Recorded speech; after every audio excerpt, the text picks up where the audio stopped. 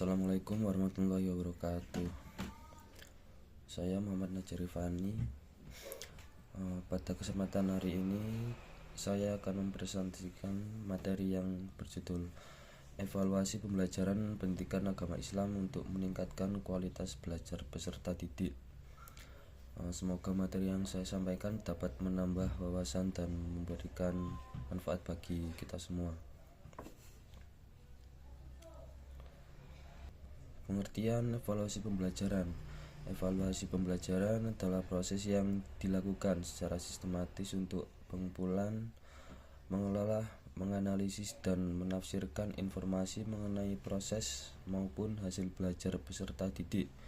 Dari informasi tersebut, guru dapat menentukan apakah pembelajaran sudah berjalan dengan baik atau masih memerlukan perbaikan.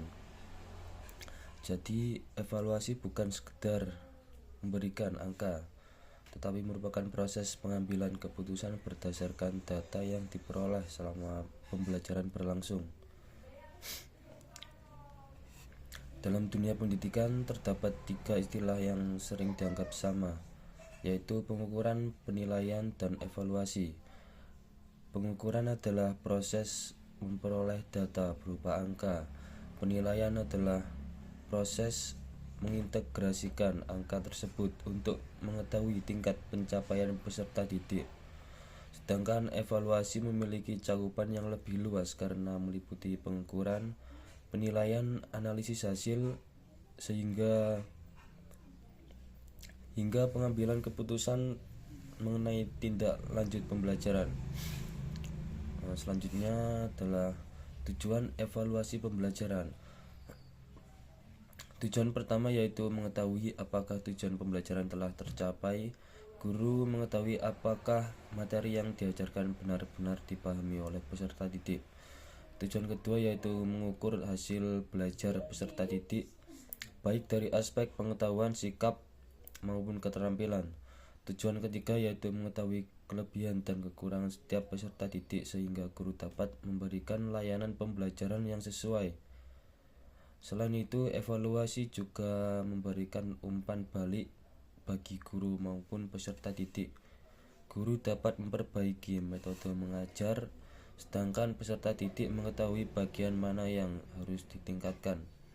Terakhir, hasil evaluasi digunakan sebagai dasar pemberian program remedial bagi peserta didik yang belum tuntas dan program pengayaan bagi peserta didik yang sudah tercapai kompetensi. Selanjutnya kita membahas fungsi evaluasi pembelajaran. Fungsi pertama adalah fungsi diagnostik, yaitu untuk mengetahui kesulitan belajar peserta didik sehingga guru dapat memberikan solusi yang tepat. Fungsi yang kedua adalah fungsi formatif, yaitu evaluasi yang dilakukan selama proses pembelajaran berlangsung untuk memantau perkembangan belajar peserta didik. Fungsi ketiga adalah fungsi sumatif yang dilakukan pada akhir pembelajaran untuk menentukan hasil belajar. Kemudian ada fungsi penempatan, yaitu menempatkan peserta didik sesuai dengan kemampuan yang dimiliki. Selanjutnya fungsi selektif digunakan sebagai dasar kenaikan kelas atau kelulusan. Terakhir adalah fungsi pengendalian dan perbaikan, yaitu membantu guru memperbaiki strategi, metode maupun media pembelajaran agar proses belajar menjadi lebih baik pada pertemuan berikutnya. Selanjutnya kita pada prinsip-prinsip evaluasi. Agar hasil evaluasi dapat dipercaya, guru harus menerapkan beberapa prinsip penting. Yang pertama yaitu objektif, artinya penilaian dilakukan berdasarkan kemampuan peserta didik tanpa dipengaruhi unsur pribadi. Yang kedua valid, yaitu instrumen yang digunakan benar-benar mengukur kompetensi yang ingin dicapai. Yang ketiga reliable, artinya hasil penilaian konsisten apabila dilakukan dalam kondisi yang sama. Yang keempat yaitu adil, yaitu tidak membeda-bedakan peserta didik. Yang kelima menyeluruh, yaitu mencakup aspek pengetahuan, sikap, dan keterampilan. Yang keenam berkesinambungan, yang artinya evaluasi dilakukan secara terus-menerus. Ketujuh, transparan, yaitu peserta didik mengetahui kriteria penilaian, dan yang terakhir adalah akuntabel, yaitu seluruh proses evaluasi dapat dipertanggungjawabkan.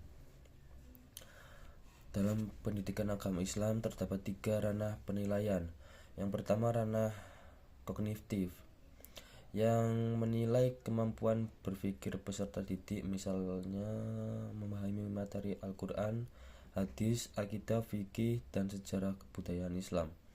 Ranah kedua adalah ranah afektif, yang berkaitan dengan sikap, akhlak, kejujuran, tanggung jawab, kedisiplinan, dan nilai religius. Sedangkan ranah yang ketiga adalah ranah psikomotorik, yang mengukur kemampuan peserta didik dalam mempraktikkan ibadah, seperti membaca Al-Quran, berwudu, melaksanakan sholat, maupun praktik ibadah lainnya. Yang ketiga ranah ini harus dinilai secara seimbang agar guru memperoleh gambaran yang utuh mengenai perkembangan peserta didik.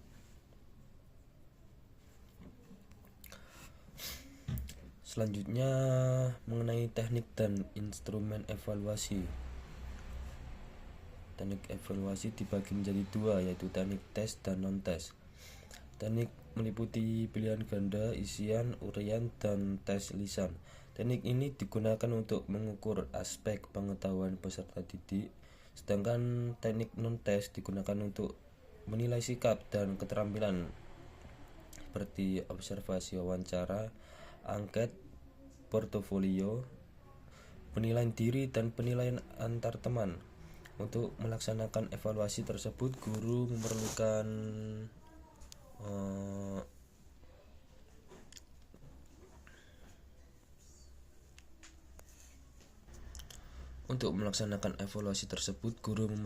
instrumen seperti kisi-kisi soal, rubrik penilaian, lembar observasi, pedoman wawancara, checklist, dan portofolio. Instrumen yang digunakan harus valid, reliable, dan objektif agar hasil penilaian benar-benar mencerminkan kemampuan peserta didik. Berikutnya adalah langkah-langkah pelaksanaan evaluasi. Guru terlebih dahulu menentukan tujuan pembelajaran, kemudian menetapkan indikator pencapaian kompetensi. Setelah itu, guru memilih teknik evaluasi yang sesuai, menyusun kisi-kisi, membuat instrumen penilaian, melaksanakan evaluasi, mengolah hasil evaluasi, menganalisis hasil belajar, memberikan umpan balik kepada peserta didik, dan peserta menentukan tindak lanjut berupa program remedial atau pengayaan. Dengan mengikuti langkah-langkah tersebut, evaluasi akan berjalan secara sistematis dan menghasilkan informasi yang akurat. Selanjutnya kita membahas analisis dan pemanfaatan hasil evaluasi. Setelah evaluasi dilaksanakan, guru harus menganalisis hasil yang diperoleh. Analisis ini bertujuan mengetahui tingkat keberhasilan pembelajaran, mengidentifikasi materi yang belum dipahami peserta didik, dan menentukan langkah perbaikan. Hasil evaluasi tidak berhenti pada pemberian nilai saja, tetapi pemanfaatan untuk memperbaiki metode pembelajaran, meningkatkan media pembelajaran, maupun menyusun program remedial bagi peserta didik yang belum tuntas, memberikan pengayaan kepada peserta didik yang telah mencapai kompetensi, serta menyampaikan laporan perkembangan belajar kepada orang tua. Dengan demikian, hasil evaluasi benar-benar memberikan manfaat bagi peningkatan kualitas pembelajaran. Sebelum penutup, kita dapat menyimpulkan bahwa evaluasi pembelajaran merupakan proses yang sangat penting dalam dunia pendidikan. Evaluasi dilakukan secara sistematis, objektif, dan berkelanjutan dengan mengetahui ketercapaian tujuan pembelajaran. Dalam pendidikan agama Islam, evaluasi tidak hanya mengukur pengetahuan, tetapi juga sikap dan keterampilan peserta didik. Oleh karena itu, guru harus mampu memilih teknik, instrumen, dan prinsip evaluasi yang tepat agar hasil penilaian dapat digunakan sebagai dasar memperbaiki proses pembelajaran serta meningkatkan kualitas belajar peserta didik. Dengan evaluasi yang baik diharapkan tujuan pendidikan agama Islam dapat tercapai secara optimal dan mampu menghasilkan generasi yang berilmu, beriman, dan bertakwa serta berakhlak mulia. Demikian presentasi yang dapat saya sampaikan. Wassalamualaikum warahmatullahi wabarakatuh.